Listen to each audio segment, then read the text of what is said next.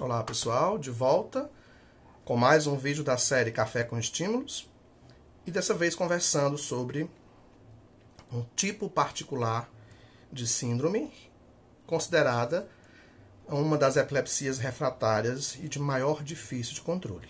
Síndrome de Lennox-Gastaut, ou Gestalt, seja lá a pronúncia que a gente dê. Um tipo de epilepsia generalizada que acontece principalmente na infância entre 1 e 6 anos, né, na maioria dos casos.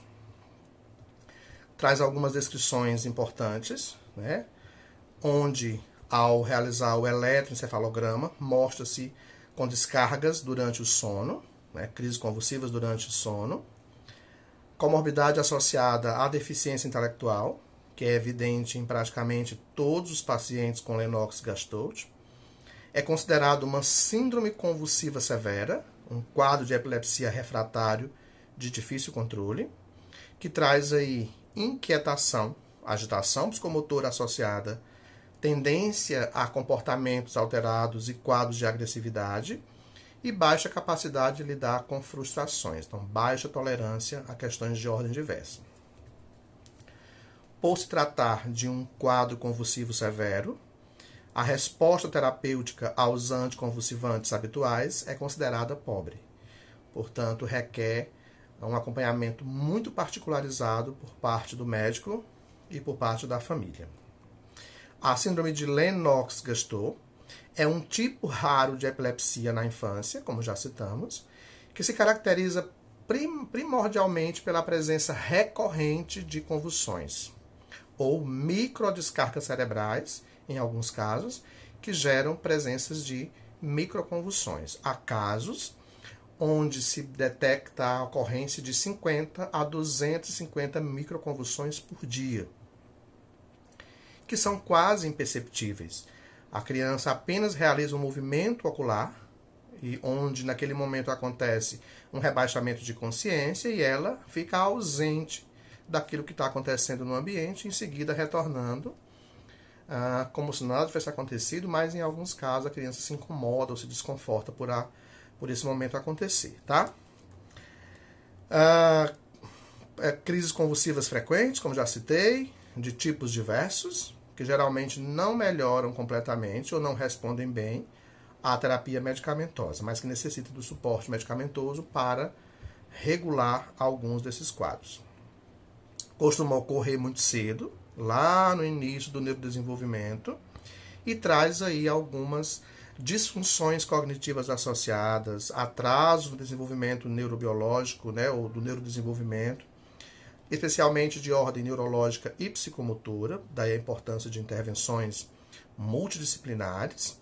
Representa cerca de 1 a 4% das epilepsias da infância, né, esses tipos de refratários ou de difícil controle, e que pode estar associado como causa em virtude de acontecer histórico de distúrbios que levam a lesões cerebrais durante o processo gestacional ou logo após o nascimento, né, associado aí a alguns fatores importantes: prematuridade, asfixia neonatal, peso baixo extremo ao nascimento, infecções perinatais, e aí estão associadas a isso encefalites, meningites, rubéola, ocorrência de anomalias no desenvolvimento do cérebro durante o processo de formação embrionária também são possíveis fatores que justifiquem a presença da síndrome de Lennox-Gastaut.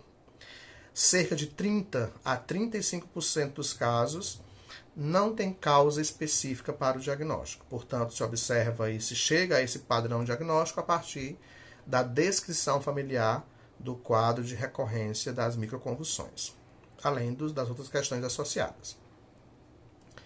Na condição de síndrome de Lennox-Gastaut, a maioria das crianças começam normalmente a se desenvolver, não parecendo que tenha prejuízos neurobiológicos associados, mas iniciam os sintomas de regressão algum tempo depois das habilidades até então conquistadas. Em maior ou menor velocidade, essa regressão vai acontecendo, ela acontece em conjunto, né, junto com o início das crises convulsivas. Convulsões, como já citamos, que quase sempre aparecem com febre, de difícil controle, e vão ficando descontroladas a despeito do tratamento medicamentoso, que não tem uma resposta 100% funcional para os casos de Lennox-Gastaut. Outros sintomas observados na evolução do quadro são alterações de personalidade, como também já citamos, quadros comportamentais que pode estar associado à irritabilidade, à agitação, à heteroagressividade, né, que é a agressividade dirigida ao outro, humor instável, variável, pode mudar de um estado afetivo para um estado mais hostil, pode acontecer em alguns casos, dependendo de como o quadro de Lennox-Gastaut se desenvolve.